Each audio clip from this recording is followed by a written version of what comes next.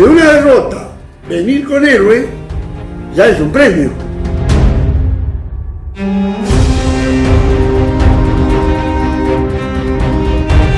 ¡Listo, Rodríguez! 177. ¡Rodríguez! ¡Fuego! Ahora hecho fuego.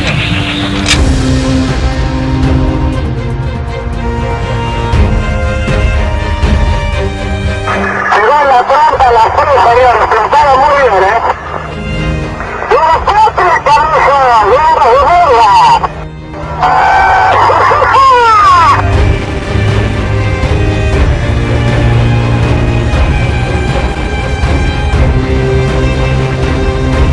That ship was a danger to our boys. That's why that ship was sunk.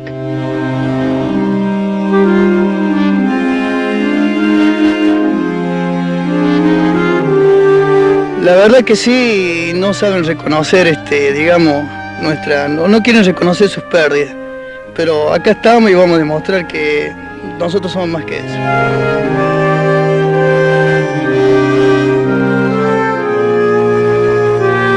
Esto es Crónicas del Atlántico Sur, historias de la Guerra de Malvinas contadas por sus propios protagonistas.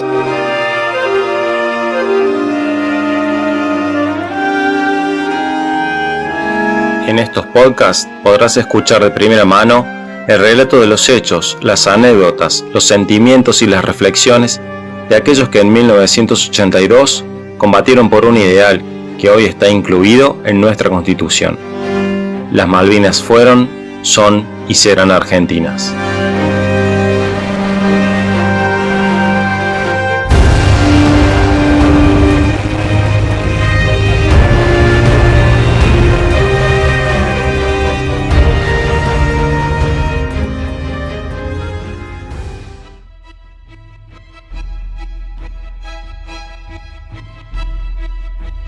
Sinceramente, en la tripulación, ni siquiera el jefe de navegación sabía dónde íbamos. Cuando estaba por ordenar ir a inmersión, ve que el otro helicóptero tira un torpedo. Y después, hablando con el segundo le dice: miren, va a ser oportuno el momento como para hundir el buque. Cabo, que estaba ahí a rajatabla, pum, le tira con la ametralladora y creo que son 3 tiros y lo mata en el momento. Nadie pensó que nos iban a matar, que nos iban a fusilar ahí. Sí pensamos que no nos iban a tratar bien, y de hecho los primeros momentos fueron muy duros. ¿Cumplimos la misión? Cumplimos la misión. ¿Rompimos el bloqueo? Rompimos el bloqueo. ¿Nos detectaron? No nos detectaron. Bueno, por eso nos sentimos más que orgullosos.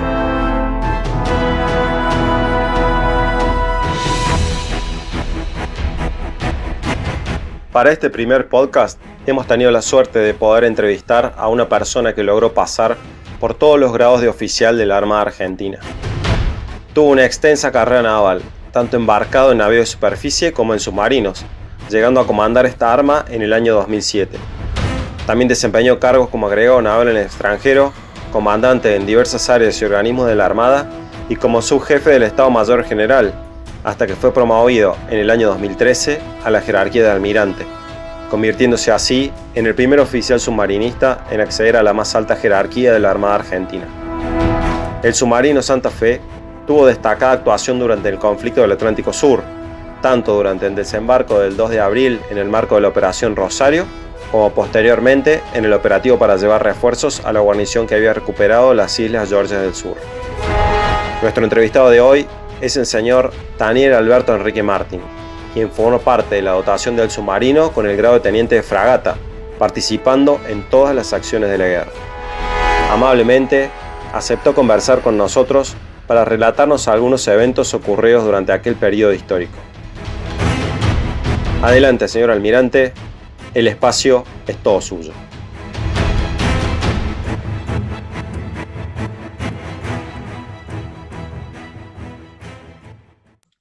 Bueno, muy buenas tardes para todos y muchísimas gracias por haberme dado esta oportunidad de abrir el fuego, en particular sobre los que tuvimos la oportunidad y el honor de poder estar en el conflicto del Atlántico Sur o la Guerra de Malvinas, como quieran llamarlos, allá en el año 1982. Tal cual como dijo Maximiliano, es cierto, yo era parte de la tripulación, el submarino era Santa Fe en aquel momento, joven teniente de fragata, jefe de armamento de la unidad, a la cual me había presentado de pase, fue mi primer destino como submarinista en el año 81, o sea, yo llevaba un año en la dotación, había sido jefe de navegación, servicios, normalmente conocido como el George de a bordo, durante el año 81. Y a fines del año 81 tomé el cargo como jefe de armamento y así me quedé el segundo año. En el año 81, sobre fines del 81, en la unidad se hizo el cambio de comando. Raro, pero en aquellas épocas algunos cambios se hacían en diciembre. Y el submarino era un submarino, por ahí pocos lo conocen, un submarino americano, un submarino construido en la Segunda Guerra Mundial, en el año 43, que después fue reformado, era un submarino construido como tipo flota, es decir, un submarino que navegaba en superficie, cargaba sus baterías en superficie y se iba a inmersión para atacar, por ejemplo. Pero sufrió una modificación en el año 48 y se le puso el snorkel, el bendito tubo ese que le permite entrar aire al submarino estando en inmersión y poder hacer esas cargas de baterías directamente en inmersión. Lo estamos hablando del año 48. A la Argentina, tanto el Santa Fe como el Santiago del Estero, los terceros Santa Fe y terceros Santiago del Estero, porque la primera grupo de submarinos también tuvieron un Santa Fe y un Santiago del Estero, y la segunda también, llegaron en el año 71, procedentes de Estados Unidos. O sea que la unidad ya contaba con 10 años en el país, desde el 71 o 72 hasta el 82, pero su estado no era el mejor, es decir, tenía una gran cantidad de fallas y de problemas de años pasados. Y en particular, por eso vuelvo al diciembre del 81, en ese cambio de comando tuvimos varios problemas. En particular, el primer problema era que no podíamos irnos a inmersión. El buque trataba de hacer lo más posible para ir a inmersión, pero no íbamos abajo. El comando se pasó y en enero nos fuimos, como correspondía, a la base naval Puerto Belgrano, entramos a dique, y en el arsenal naval, ahí descubrimos de que los pernos que unen a los bujes con los planos de popa, los planos que le dan la inclinación al submarino para irse a inmersión, habían desaparecido. Es decir, uno movía el buje, uno movía el eje, pero los planos no se movían, cosa que no le permitía nunca ir a la inmersión al submarino. Bueno, ahí en el mes de enero tuvimos un grato verano en Puerto Belgrano, tratando de acomodar algunas cosas, haciendo algunos arreglos. El jefe del arsenal se movió muy bien también, y de alguna manera hicimos varias reparaciones que permitieron que el buque tuviera una mejor condición, algo más favorable para navegar. Pero para que te hagan una idea, ya el Santiago del Estero había pasado a ser radiado. Este es el Santiago unos años antes, para decir verdad, 2 años antes le había pasado el sonar al submarino Santa Fe, habían cambiado el sonar y el Santa Fe ya le quedaba muy poca vida. De acuerdo a lo que decía mi comandante, que por supuesto nos enteramos después, en el año 82 iba a ser su último año porque iba a ser radiado en ese año, en el año 82.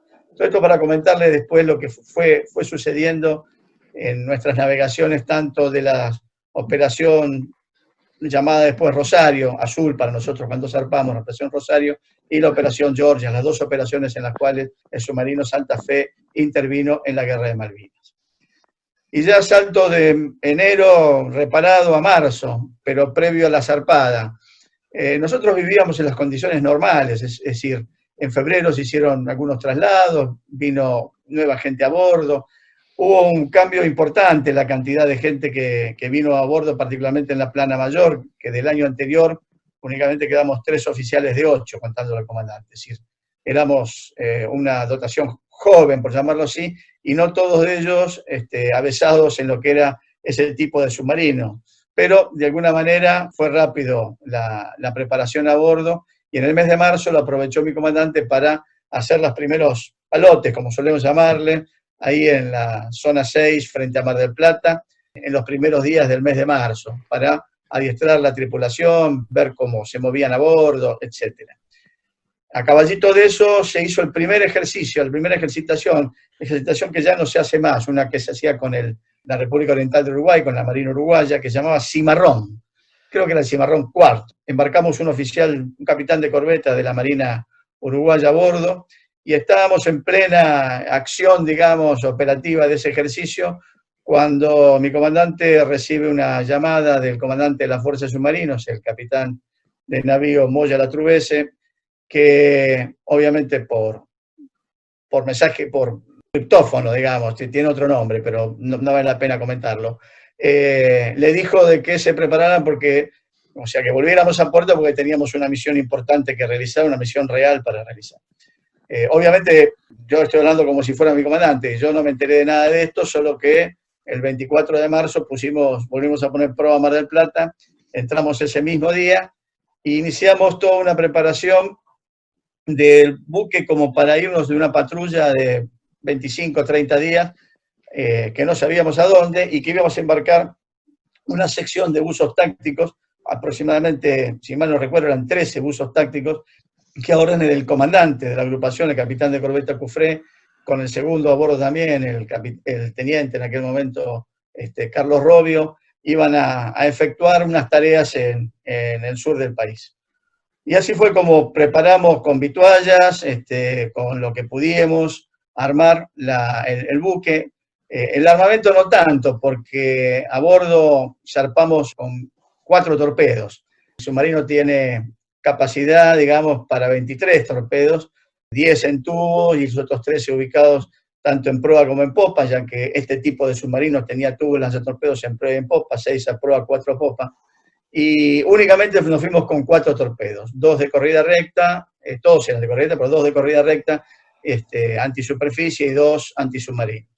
Preparamos con combustible, llenamos el buque, pusimos la mayor cantidad de vituallas que teníamos, porque algunos problemas nos habían quedado a pesar de las reparaciones, ya que la frigorífica no funcionaba bien y no embarcamos tanta carne como preveíamos y tuvimos que hacer más comida seca que la normal. De todas maneras, el 27 de marzo, es decir, 3 días después de que habíamos llegado a puerto, el buque se encontraba listo a zarpar y ese día embarcaron los 13 buzos tácticos a bordo con una determinada misión que ahora después un ratito se las voy a comentar. El buque zarpó alrededor de las 23 horas del 27 de marzo de 1982 con rumbo sur. Era lo que sabíamos hasta ese momento. Tal vez salimos sin inconvenientes, zarpamos sin problemas, con los problemas, como le decía recién, bombas de achique, frigorífica, víveres secos más que víveres frescos, en fin. Y cuando ya estábamos en navegación, mi comandante abre un sobre que le había llegado del comandante de la Fuerza Submarino, en el cual le ordenaban la misión en particular y qué es lo que íbamos a hacer, era el despliegue hacia las Islas Malvinas y que teníamos que desembarcar a esa sección de buzos tácticos. Tenía 3 tareas la misión de los buzos tácticos. Particularmente, ellos tenían que marcar la playa donde iba a ser el desembarco del resto de la fuerza de tareas. Además tenían que tomar el faro San Felipe, un faro muy importante que está ahí en la entrada de Puerto Argentino, y controlar el acceso al aeropuerto a través de un istmo que hay en ese lugar. Esas eran las 3, si mal no recuerdo, eran las 3 cosas que tenía que realizar la sección de buzos tácticos. Lo nuestro era únicamente llevarlos y desembarcarlos en el lugar apropiado, que ya estaba especificado. Éramos parte de la fuerza de tareas 40, que en teoría estaría zarpando un día después, si mal no recuerdo, el 28 de marzo fue la zarpada de la flota con rumbo a Malvinas. Ese 28 de marzo lo que tuvimos la oportunidad, porque si bien había viento, tuvimos la oportunidad de hacer el único adiestramiento y la única contacto con los buzos, la preparación de los botes y largarlos al agua. Así que tuvimos mucho tiempo, unas 3-4 horas, con buen viento, aunque había bastante, pero buen viento y poco mar, para poder hacer esa única práctica que se hizo antes de desembarcarlos después el 2 de abril. Ya el 29 de marzo hicimos esa práctica a la tarde, a mediodía tarde. Y tuvimos que pararla a la tarde porque se levantó bastante viento, más de 30 nudos, cosa que iba a ser previsible, ya que después, tanto el 30 como el 31, se levantó un temporal del sector sur de 40 a 45 nudos con ráfagas mucho mayores. Nosotros nos fuimos a inmersión. ¿Por qué digo no fuimos a inmersión? Porque todo esto lo habíamos hecho en superficie. Teníamos la orden, además, de no dejarnos ver por nadie, teníamos que no ser indiscretos, no podíamos comunicarnos. La única comunicación que podía hacer era cuando nos fuéramos a inmersión en el punto ordenado, y además cuando llegáramos a Malvinas, hiciéramos el desembarco, o sea, cumpliéramos nuestra misión, es decir, hiciéramos el desembarco de los buzos tácticos. Eran las únicas comunicaciones que podíamos llegar a hacer. Y además no podíamos dejarnos ver por nadie, así que tuvimos varios contactos en navegación en superficie, pero lo fuimos evitando para que no nos descubrieran. De todas maneras, el 30 de marzo, o sea, 3 días después de zarpar, nos pudimos ir a inmersión y fuimos llegando ya a la zona de Malvinas. No frente a Malvinas, pero sí a la zona de Malvinas. Ese día, si mal no recuerdo, el mismo 30 de marzo, recibimos un informe por parte del comandante de la Fuerza de Tareas ordenándonos que se iba a demorar el desembarco previsto para el 1 de abril por 24 horas debido justamente al temporal que los estaba afectando más a ellos que a nosotros. Teníamos una ventaja, o sea, estábamos llegando a Malvinas antes que ellos y no nos iba a tomar el temporal, nos iba a afectar tanto. Tanto es así que llegamos el 31 de marzo a la mañana, ya estábamos navegando en la zona, lo que llamaba el santuario de Malvinas para nosotros.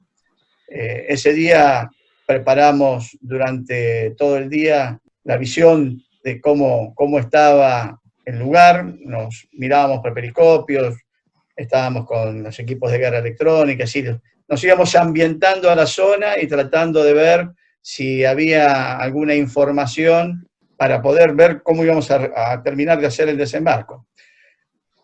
Tuvimos todo el día 31 y tuvimos el 1 de abril. Ya el 1 de abril todavía no íbamos a desembarcar, así que ahí recibimos la información de que, bueno, hoy después con el diario del lunes uno puede decir de que los ingleses estaban enterados de nuestro desembarco.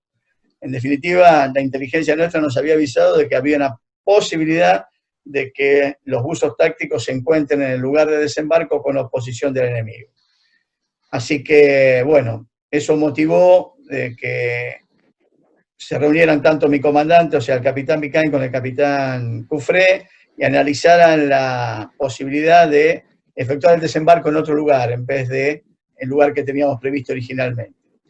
Y todo venía muy bien hasta que al mediodía, un problema en la corriente, en la energía eléctrica del buque, ¡paf!, nos dejó sin comunicaciones.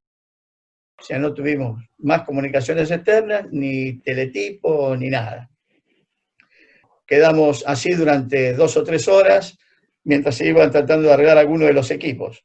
Mientras tanto, como les decía, mi comandante y el capitán Cufré eligieron otra zona, es una zona más alejada de donde se preveía y más al norte de lo que se preveía, para lo cual el submarino tenía que cruzar un área la cual no estaba prevista que estuviéramos. Esto lo cuento por alguna cosa que les voy a contar en unos minutos más.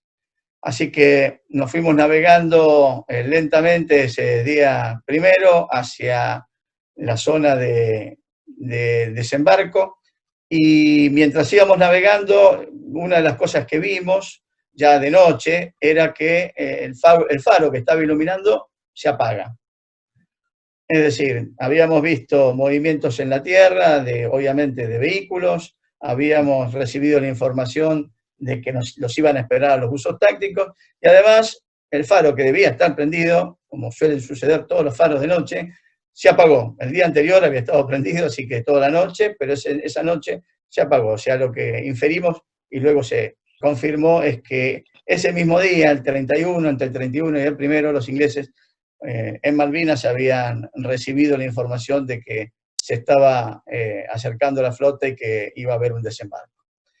Bueno, les comento que salimos a la noche, aproximadamente serían las 8 o 9 de la noche, salimos a superficie y fuimos hasta zona de desembarco. El desembarco de los buzos tácticos se hizo en una zona apartada y de noche y en superficie. No se los lanzó en inmersión, como suele suceder, como es normal que hoy se realice en los submarinos convencionales que hay en el mundo. Los desembarcos en general de los buzos se realizan desde inmersión, pero en este caso se hizo en superficie. Se fueron prepararon todos los 3 botes y alrededor de la 1 de la mañana, 1:30 de la mañana, si mal no recuerdo, se recibió la orden o la autorización para iniciar el desembarco. Estoy hablando de la 1:30 del día 2 de abril. Se recibió la orden de ejecutar el desembarco y nuevamente en superficie realizamos la aproximación a la zona de desembarco y alrededor de las 3 de la mañana, para ser exactos 02:50, en proximidades de la isla Riñón, a una milla casi de la costa, se efectúa el desembarco de los 3 botes de gomas con los 13 buzos tácticos para que realizaran su tarea. Tengo que comentarles que en realidad cuando se recibió la información de que iban a tener oposición enemiga en tierra, se les cambió la misión que tenían a los buzos. De las 3 misiones que tenían, las 3 tareas que tenían dentro de la misión, quedó una sola, que fue la de marcar la playa de desembarco. Pero con buen criterio también se modificó el capitán Cufré la playa de desembarco. Había 2, en realidad, una que se llamaba amarilla y otra roja. La amarilla, que era donde se preveía que iban a desembarcar, el capitán Cufré decidió ponerlo en la roja, y la verdad que vuelvo al diario del lunes, una vez que estuvimos en Mar del Plata y el capitán Cufré nos comentó, había instalados nidos de ametralladoras en la playa amarilla esperando el desembarco de los buzos tácticos. Así que la playa que fue la que al final marcaron para el desembarco, no hubo ningún inconveniente, no tuvieron ninguna oposición. El submarino, bueno, a partir del desembarco de este grupo, de esta sección de buzos tácticos, se dirigió a la segunda parte de la misión, que era estar ubicados a 090 de unas 60 millas del faro San Felipe y esperar ahí, recibir la orden de replegarse o alguna orden más que se tuviera para nuestra unidad. ¿Qué pasó? Que yo comentaba que nos habíamos cruzado de alguna manera la zona donde no debíamos estar. Nosotros estábamos en superficie, en un área donde no debíamos estar. Y ahí nos cruzamos alrededor de las 4 de la mañana con el destructor Hércules. Lo único que habíamos podido hacer por comunicaciones era haber enviado el mensaje de misión cumplida, o sea, el desembarco de los buzos tácticos, y la radio ¡puf!, se volvió a caer nuevamente. Es decir, nos habíamos quedado sin comunicaciones externas. A las 4 de la mañana, el destructor Hércules, que nos ve y que obviamente, como debía hacerlo, encuentra una unidad, un blanco, en un lugar donde no teníamos que estar. Entonces nos consulta, nos envía, nos trata de hacer una comunicación, inclusive hasta por foco, para que nosotros dijéramos quiénes éramos. Nosotros, quien conoce el submarino, quien ha visto el submarino, desde el foco, que en realidad es portátil y tiene que llegar hasta la vela y todo lo demás, se tarda en una enormidad y además estaba bien guardado, así que tampoco lo teníamos a mano. Y el destructor Hércules, bien hecho, el almirante, en algún momento capitán de fragata Molina Pico, decide poner todo su buque en condición de combate y además apuntar con el cañón de proa a nuestra unidad. Ahí pasaron varios minutos entre que no nos comunicábamos y que no nos comunicábamos y que estaban preparados esto, hasta que mi comandante recibe, se le ocurre la idea de vamos a inversión, y nos comunicamos con el UQC, con el teléfono subacuo. Para nosotros bárbaro, siempre y cuando funcionara el teléfono, que adelanto que sí funcionó. Para el destructor no tan bárbaro, porque había pasado de ser un buque un blanco de superficie a ser un blanco submarino, para lo cual prepararon los tubos lanzatorpedos para ser lanzados. Todo esto después contado por algunos de los que estaban a bordo operando la situación. Y tuvimos la suerte de que el teléfono subacuo funcionara bien y podernos comunicar, nos pudimos comunicar con el destructor Hércules, avisándoles que éramos el submarino Santa Fe y que, bueno, todo aclarado, no pasó a mayores, hubiéramos sido tal vez la primera víctima de este conflicto, de esta guerra del Atlántico Sur.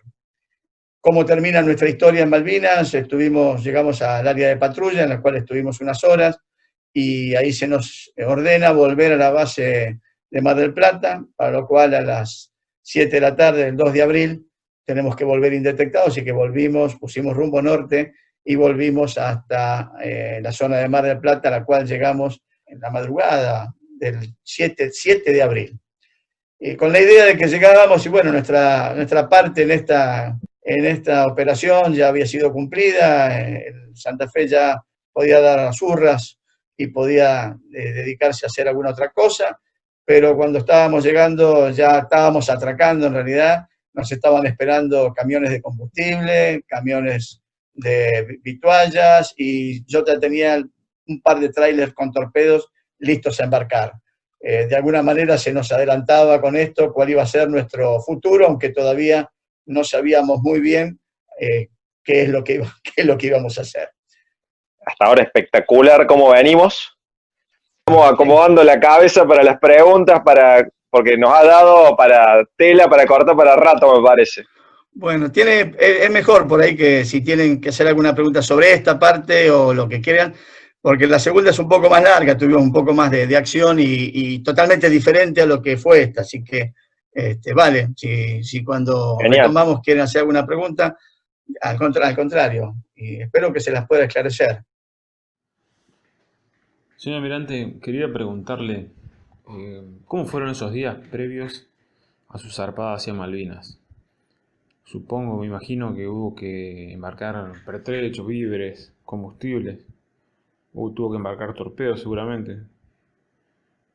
Sabiendo además que llevaba un grupo de fuerzas especiales que después tenía que desembarcar. Y ellos también tenían consigo todo su equipo de desembarco y después de combate, ¿no? Después me imagino eso es lo que habrá sido la convivencia a bordo. ¿Sí? Sabemos que el submarino es un lugar de un espacio reducido, más reducido aún, llevando más personal. Quería preguntarle cómo recordaba esos días previos a la zarpada. Pasan de 35 a 36 hombres. Nosotros éramos 78, o 77 o 78. No se bajó ninguno. O sea que embarcamos a los 13, que durmieron donde pudieron, o sea, los que hacían cama caliente eran ellos con nosotros, algunos en las cámaras, en la cámara oficial, algunos suboficiales en la camareta, y obviamente sí, hubo que embarcar las vituallas, aunque como no sabíamos a dónde íbamos, en realidad, por eso dije, la preparación de esos días fue para una patrulla de unos 25 días, 20, 25 días. Que era lo normal que nosotros navegábamos. En aquella época, cuando zarpábamos, tanto el año anterior, en el 81, nuestras navegaciones eran de 20, 25 días, algunas de 30. Nos íbamos al sur, entrábamos a Madrid, íbamos a Puerto Belgrano. Es decir, no eran salidas de 5 o 6 días y volver a entrar, sino que estábamos bastante. Así que no nos llamó la atención el hecho de decir, embarquemos para 25 días. Sí, el tiempo, porque nos dijeron embarquen y dentro de 3 días zarpan. Eso sí nos llamaba la atención. Pero como ya habíamos sufrido en el 81 en alguna de estas salidas así intempestivas para alguna ejercitación, tampoco en nosotros estábamos muy avesados con el tema o más que avesados, muy en contacto con lo que estaba sucediendo en la realidad del país, con lo que pasaba en Georgia en esos momentos, o con los problemas que podía llegar a suceder en Malvinas. Sí, se hablaba, obviamente, no voy a decir que no, porque la voz del Trancanil corre por todos lados y hablábamos en todas partes de, no nosotros en particular, sino las corbetas también habían entrado, las 3 corbetas francesas que estaban haciendo el cimarrón con nosotros, habían entrado a Mar del Plata. Las corbetas en aquel momento vivían en Puerto Belgrano, no estaban en Mar del Plata. Así que entraron, desembarcaron cosas, embarcaron otras y zarparon. Así, todo ese movimiento extraño para aquella base de Mar del Plata de hace 38 años ya, en algo nos alertaba. Desde el punto de vista de jefe de armamento, como jefe de armamento, con los torpedos no tuve problemas, porque eran 4 y los que teníamos. Teníamos 4 torpedos, siempre salíamos con 4, con mínimo que salíamos eran con 4 torpedos. No tuve que embarcar torpedos en ese momento y no había inconvenientes. Sí, nos proveímos pensando en los buzos tácticos, proveímos más munición menor y armamento por si necesitaban los buzos, más allá de las que ellos trajeron, que fue un incordio tratar de meterlas a bordo, más sus equipos y más, sobre todo, meter en la libre circulación, es decir, en esa zona intermedia entre la cubierta y el casco resistente, los botes de los buzos, porque había que guardar los botes para después sacarlos a cubierta e inflarlos. No era dificultoso, pero había que hacerlo. Y eso, además, la última práctica que habíamos tenido con ellos había sido, si mal no recuerdo, en octubre, noviembre del año anterior, con otro plana mayor, con otra tripulación, y yo no era el jefe de armamento, en aquel momento era otro. Pero estábamos todos, además yo, digamos, siendo arma submarina, el jefe de armamento de una promoción anterior a la mía era en aquel momento el teniente González, que fue vicealmirante, y llevábamos recorrido mucho tiempo juntos, y normalmente me dejaba estar en las maniobras que hacía él, tanto del embarque de buzos como la de embarque de torpedos, etcétera, para ir practicando, porque ya me veía venir que yo me quedaba un año más como jefe de armamento. Y sí, con el segundo comandante, que era el capitán Michelis, una de mis responsabilidades, junto con la del teniente Segura en aquel momento, que era jefe de inmersión, el jefe del departamento de máquinas y jefe de inmersión, era ver dónde poníamos las cosas que embarcaban los buzos, dónde poníamos las vituallas que embarcábamos nosotros, como para que el buque estuviera equilibrado y que no sufriera los embates del mar y pudiéramos navegar en inmersión, tanto en superficie como en inmersión, sin ningún tipo de inconveniente. No sé si con esto le aclaré un poco la situación. Peor es la que viene después. Peor es la de los días del 7 al, creo que fue el 16 que zarpamos, porque ahí sí, de 4 torpedos tuvo que embarcar 19 torpedos en esos días. Si bien en estos 3 días no dormí, prácticamente no dormí, sí fui a visitar a mi familia, mi mujer vivía ahí con mi hijo recién nacido, que había nacido en enero, así que la fui a visitar ahí al mismo edificio donde están ahora, ahí en Irigoyen, ahí vivíamos, y estuve con ellos horas, y creo que en los 3 días habré estado, si estuve 4 o 5 horas con ellos, es mucho, antes de irnos a Malvinas.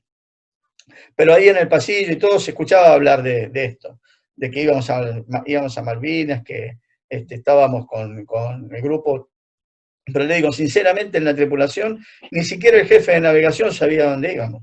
El jefe de navegación era, en aquel momento, el recién llegado teniente de corbeta de Iglesias, llegó como guardiamarina, pues llegó en diciembre, uno de los pocos guardiamarinas submarinistas que habían embarcado en submarino, me tomó el cargo a mí de George, de jefe de navegación y jefe de servicios, de tal, etcétera, y era el único que el comandante le dijo a ver qué cartas teníamos, para saber si teníamos cartas, que las teníamos, obviamente, porque era...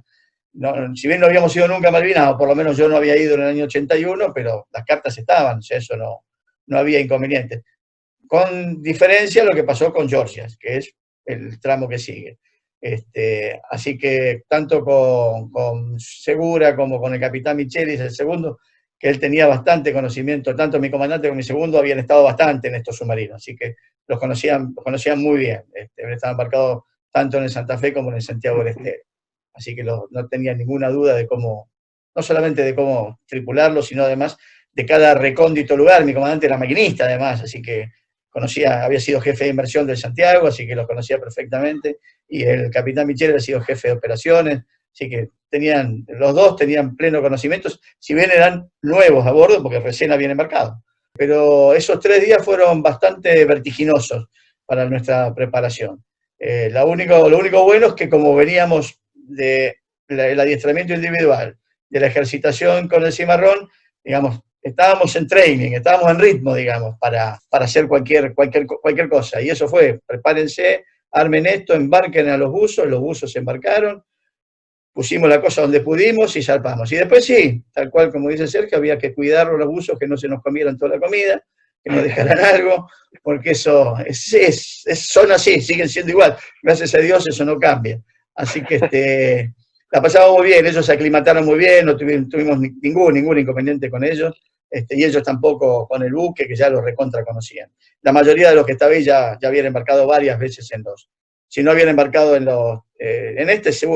Santa Fe, habían embarcado en Santiago, y algunos hasta inclusive en los flotas, que eran muy similares a esto. No sé si le aclaré su duda. Sí, sí, no, ¿Alguna totalmente. pregunta? Sí, porque a veces me quedo preguntando, ¿no? A veces, justamente esos momentos que usted estaba con la familia, el saber dónde va implica el hacer o no hacer cosas, ¿no?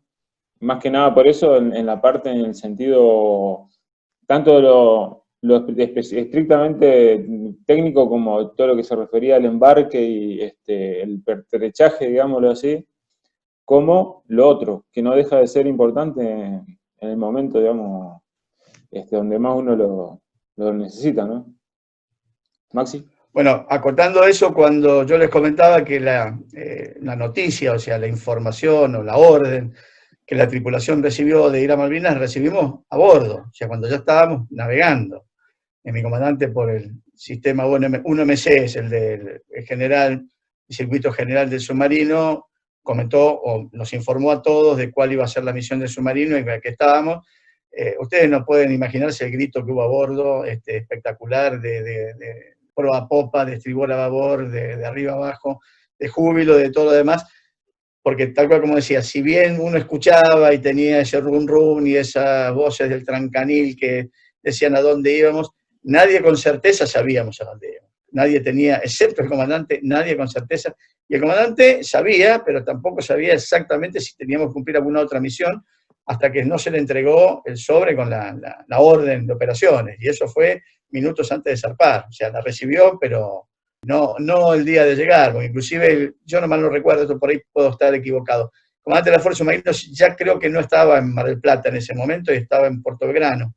Después vino, pero en esos días previos a la zarpada creo que o estaba en Puerto Belgrano o estaba en Buenos Aires, estaba obviamente trabajando como comandante de fuerzas submarinos, viendo qué iban a hacer cada una de sus unidades, y porque a poco de zarpar nosotros, después zarpó el San Luis, y tenía el Salta en reparaciones en Puerto Belgrano, y estaba el Irigoyen también, y teníamos el Santiago, que el Santiago estaba fuera de combate, había que hacer algo con el Santiago, se quedaba ahí, lo sacaban.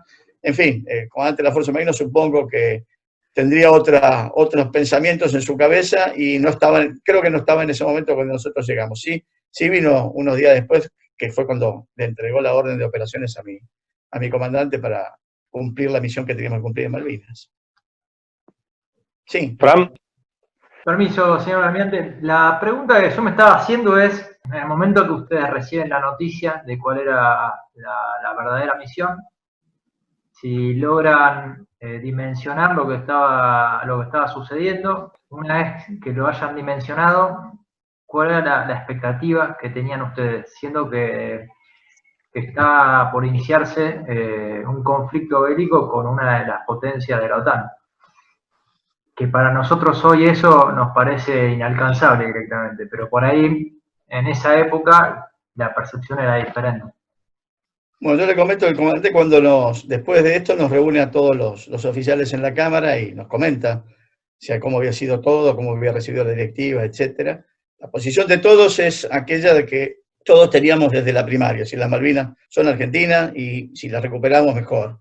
Ninguno de nosotros, que yo recuerde, se puso a pensar en cuáles podían ser los alcances estratégicos o operacionales o políticos de esto que íbamos a realizar. Además, tampoco teníamos en claro el resto de lo que era la fuerza de tareas, porque nosotros éramos un minúsculo elemento allá lejos, que únicamente lo que iba a hacer era desembarcar usos tácticos para lograr que se determinara una playa de desembarco donde iban a venir el resto.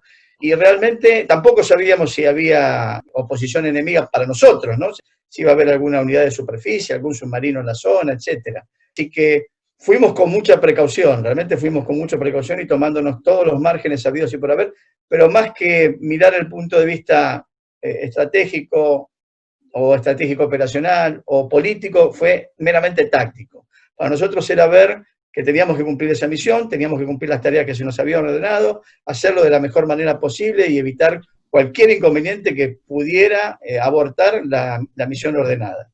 Lógicamente, en la charla por ahí a bordo, en la cámara de oficiales o con los suboficiales, alguno podía estar infiriendo, bueno, van a venir los británicos, no van a venir los británicos, que estábamos todavía en los prolegómenos, estábamos hablando del 27 de marzo, 28 de marzo, o sea, todavía no habíamos puesto un pie en las Islas Malvinas. Así que todo lo que pudiéramos llegar a pensar, qué habría pasado, porque lo que veníamos pensando era lo que había ocurrido y que se daba publicidad en aquel momento, que era lo de las Islas Georgias con el chatarrero Davidoff, que había ido a desarmar las balleneras, las factorías balleneras de allá, pero no mucho más allá de eso, la mente de los 78, poco más, un poco menos, estábamos concentrados en que no podía fallar nada del buque, no podíamos fallar nada si no cumplíamos esa misión. Y a lo cual se nos henchía el pecho de lo que íbamos a hacer, sin pensar, y ninguno pensó en dar marcha atrás, ni recular, ni decir, no, somos unos locos, nada. O sea, yo era teniente de fragata, además, acuérdense, no era un almirante, ni era el comandante del buque, con el cual tenía toda mi confianza. Era lo que pensábamos nosotros, era cada uno de los elementos, llámele cargos, departamentos, lo que fuera del buque, cómo hacíamos la mejor tarea para que ese buque vejestorio de 40 y pico de años pudiera llegar a cumplir la tarea y no nos quedemos en el camino, porque ya nos había pasado. Nosotros, yo acá no lo comenté, pero en esos adiestramientos que tuvimos a principios de marzo, los incendios a bordo eran lo más natural, y las roturas de las bombas de achique, o la rotura de las cañerías, o las tuberías de aire, o de algún compresor. Yo era el jefe de los compresores, la rotura de los compresores estaba a la orden del día. Gracias a Dios tenía un excelente compresorista y tenemos 2 compresores que había que estarlo mimando todos los santos días. Y aquí, Sergio no me va a dejar mentir, el fluido aire a bordo es tan o más importante que cualquiera de los otros 2. O sea, tanto el aire que uno respira como el aceite hidráulico para mover lo que se tenga que mover a bordo. El aire es sumamente importante. Y bueno, todas esas cosas fallaban. Y de hecho, cuando fuimos a York nos fallaron muchas más.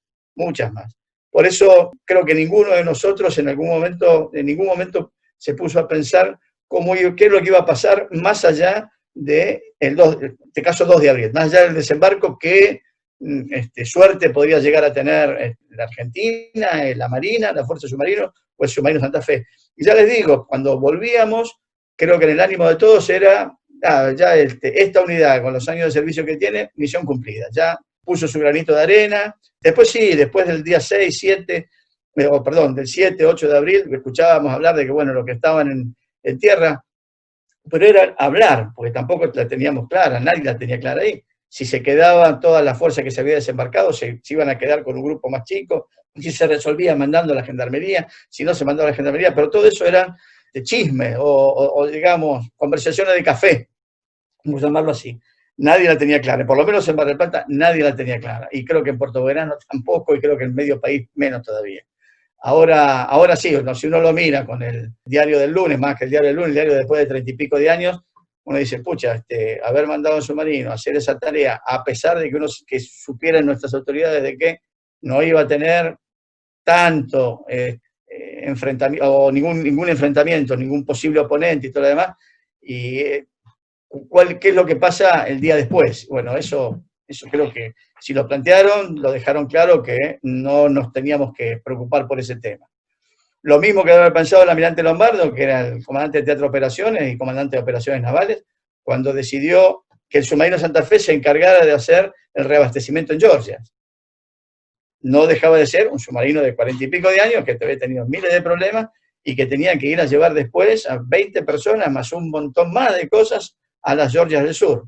Bueno, esa fue una decisión tomada por el almirante Lombardo, creo que un poco con la camiseta puesta, porque además allá de ser submarinista había sido comandante y había tripulado bastantes años el submarino Santa Fe, por eso creo que decidió que fuéramos nosotros. Pero de la primera etapa, de esta operación azul, que así se llamaba cuando estaba escrito en la orden de operaciones, y después nos enterábamos cuando volvimos a Mar del Plata de que habíamos hecho la operación Rosario. Bárbaro, aparte acuérdense que yo les decía que la radio funcionaba mal, que no teníamos comunicaciones, bueno, tampoco recibíamos radio, recién llegando después que pudimos reparar y todo lo demás, llegando más al norte, cuando ya volvíamos de Malvinas, pudimos enganchar radio de amplitud modulada, de tierra, inclusive normalmente la de Uruguay, que era la que mejor se escuchaba, y que nos enterábamos de algunas cosas que estaban pasando, pero no por información que nos llegara oficialmente a través de los canales de comunicaciones correspondientes, era escuchar la radio y poco, y realmente poco. Me imagino cuántas incógnitas se le deben haber presentado cuando tenían todos estos problemas y empezaron a escuchar toda la comunicación que venía de Uruguay, las noticias y todos los hechos que se estaban sucediendo, ¿cierto? ¿Cómo tomaron el hecho de tener que volver a salir para una nueva misión cuando el estado del buque quizás no lo aconsejaba? ¿Y lo tomaron bien, lo tomaron mal, lo tomaron de una manera negativa? ¿Cómo lo tomaron? No como mala noticia, digamos, fue sorpresa. Eso sí, no mala noticia. Fue sorpresa, sí. Cuando uno viene ya pensando que el buque, cuáles son las... ya veníamos con el listado largo de todas las reparaciones que teníamos que hacer en el Arsenal Naval Mar del Plata y hablar con el capitán Merique en aquel momento, que era el jefe del Arsenal, con las fallas que teníamos en los motores, en las bombas, etcétera, etcétera. Veníamos pensando que llegábamos y tendríamos un tiempo de respiro, por lo menos, como para poder hacer nuestras reparaciones. Y no estábamos no habíamos pensado mucho si seguíamos o no íbamos a seguir después. Creo que nos sorprendió, como yo les decía, el arribar a la madrugada, 2, 3 de la mañana del día 7 de abril y encontrarnos con la gente, más que la gente, con los servicios esperándonos, tanto de combustible como de abastecimientos y de armamento. Pero bueno, la idea nos motivó más.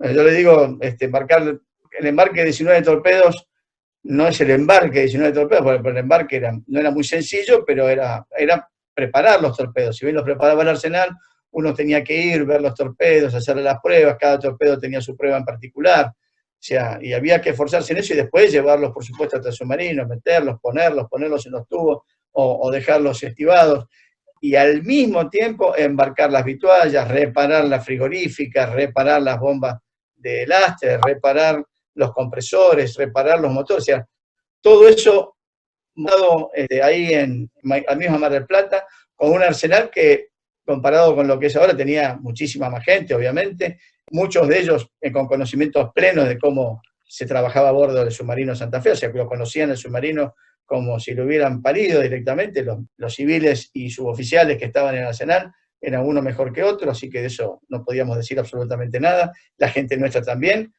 pero nosotros calculábamos, es más, el Arsenal calculaba de que no íbamos a tener menos de 15 días en Mar del Plata para hacer todas las reparaciones. Y zarpamos mucho antes, a los 8 días estábamos de vuelta navegando, o sea, zarpando, 8 o 9 días. La verdad que todos lo tomamos con un entusiasmo muy, muy grande, había que cumplir una nueva misión.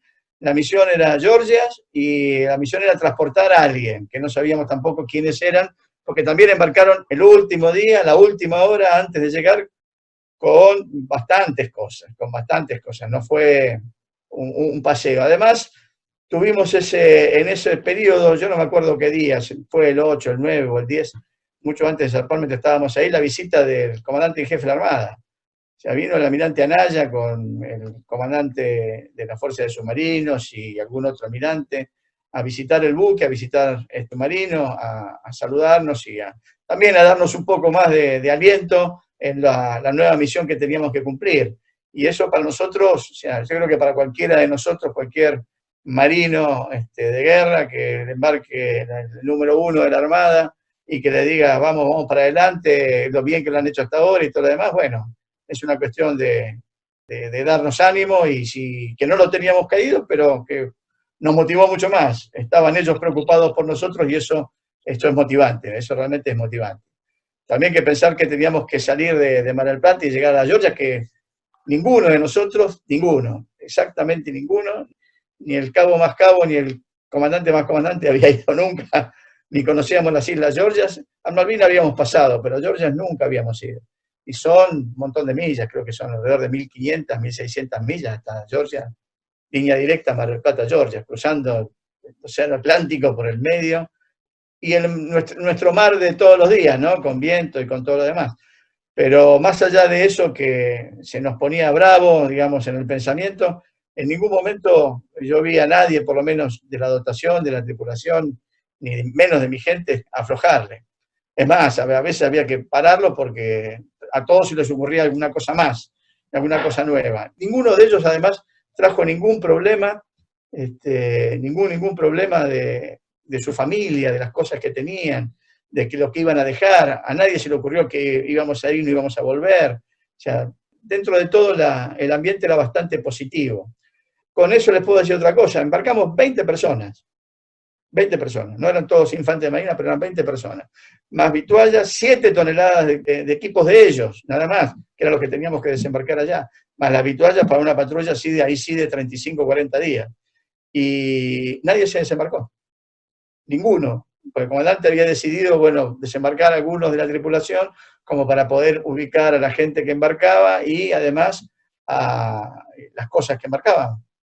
Nadie nos pedían por favor quedarse a bordo, que nadie quería desembarcarse. Hubo que desembarcar un cabo, me acuerdo, que era de la dotación complementaria y que había ido con nosotros a Malvinas, y bueno, estaba cumpliendo un relevo con otro cabo que no estaba en ese momento, un maquinista, espectacular, y llorando se desembarcó porque no quería desembarcarse. Nadie le sacó la mirada de lo que estaba haciendo, ni aflojó ni un milímetro, a pesar de que sabíamos que íbamos y no sabíamos si íbamos a volver, no íbamos a volver. Ya se escuchaba, y eso sí, ya lo escuchábamos por radio, televisión, la preparación de la flota británica, que iban a venir, y más allá de lo que uno pudiera inferir en las comunicaciones que se hacían por radio y televisión y por los diarios, de que no venían los ingleses, se estaba llevando adelante también todo este tema de negociación por el tema de paz, y que dejar la isla para uno, para otro, tener, en fin, todo eso que no era un problema nuestro, se escuchaba, pero todos estábamos seguros de que si eso fallaba, los británicos venían. Al menos los que estábamos embarcados estábamos seguros que venían. Nadie quiso salir ni un paso fuera del buque. No sé si esto, Francisco, te contestó la pregunta, pero... Perfectamente, y si no le molesta, le quería preguntar si recuerda el nombre del cabo que no quería bajar y desembarcó. Ahí me pusiste un brete, pero ya me lo voy a acordar. Falleció, pobre. Me cayó la ficha, Francisco. Tisera se llamaba el cabo. El Chiche Tisera. Bueno, me cayó la ficha. Muy bien, amigos, hasta aquí la primera parte de la entrevista realizada al almirante Martin. Esperemos que la hayan disfrutado tanto como nosotros y los invitamos a seguir escuchando las siguientes entregas, en las cuales nos va a relatar con lujo de detalles la misión a las Georgias, el destino final del submarino y su nueva situación como prisionero de guerra, con una serie de reflexiones finales sumamente interesantes. Pueden dejarnos sus comentarios al pie de página, y si conocen algún veterano que les gustaría que entrevistemos o nos pueden contactar con él, también nos pueden escribir al mail. Muchas gracias por acompañarnos hasta acá y será hasta la próxima. Esto fue Crónicas del Atlántico Sur. Historias de la Guerra de Malvinas contadas por sus propios protagonistas.